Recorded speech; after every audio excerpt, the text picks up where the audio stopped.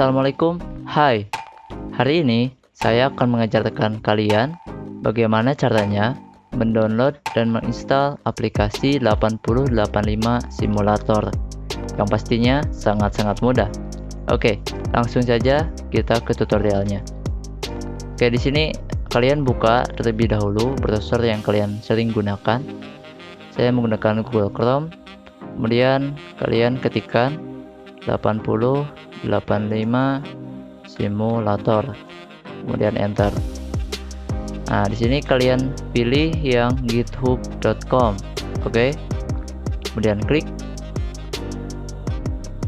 Nah, setelah masuk ke halaman webnya, kalian pergi ke bawah. Nah, ini ada screenshot tampilan dari 8085 simulatornya. Kemudian kalian pergi ke bawah lagi. Nah, ini sudah ada link downloadnya.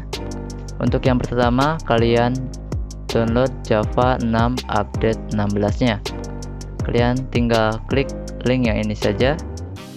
Tunggu sebentar. Nah, maka karena saya menggunakan IDM, maka akan muncul seperti ini ya. Nah, kalian tinggal start download saja. Nah, karena di sini saya sudah mendownloadnya, maka saya akan skip. Oke. Nah, setelah itu kalian download file 8085 simulatornya. Nah, di sini ada 3 versi. Versi yang kedua, versi yang ke-1, kemudian versi yang 0. Nah, kalian pilih dari ketiga versi ini, bebas. Tetapi saya lebih rekomendasikan kalian untuk mendownload versi yang 0-nya, karena tampilan UI-nya itu lebih fleksibel untuk bisa digunakan. Oke. Nah, setelah kalian selesai mendownload semua linknya, kalian buka file explorer. Nah, setelah itu kalian cari di mana kalian menyimpan file downloadnya. Nah, ini saya sudah menemukannya. Nah, untuk yang pertama, kalian install terlebih dahulu Java 6 update 16-nya. Nah, di sini saya klik kanan, kemudian pilih Run as Administrator. Tunggu sebentar. Nah, karena posisinya saya sudah terinstall, maka saya akan skip saja. Nah, bagi kalian yang belum menginstal aplikasi Java-nya, kalian install seperti biasa. Oke.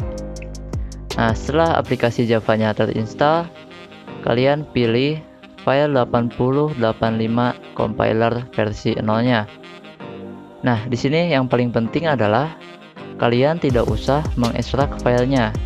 Kalian tinggal klik kanan, kemudian pilih open with, pilih Java DM platform SE binary. Oke.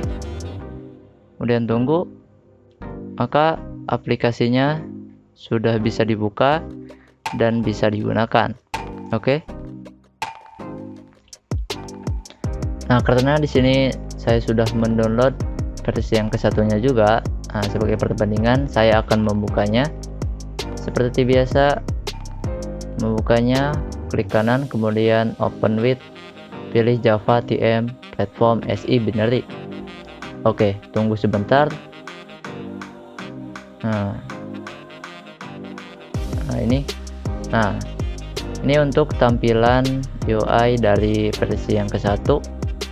Nah, untuk halaman register, kemudian memori sama device-nya ini menyatu semua. Ini tidak bisa disetting ataupun dipisahkan, sehingga saya lebih rekomendasikan kepada kalian untuk mendownload dan menginstal yang versi 0-nya ini. Oke.